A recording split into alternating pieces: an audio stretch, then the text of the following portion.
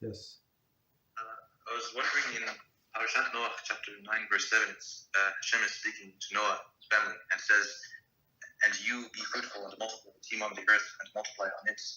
And in the commentary to verse 7, Rashi says it is a commandment to procreate. So I was wondering why this commandment was not included in the 7 wide laws.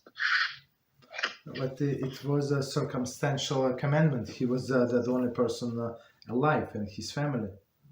So unless they would take this seriously, so the world is not going to continue. You understand? So there is some commandments that are like pertaining for that time. That's the answer. Okay, very good question. Very good question.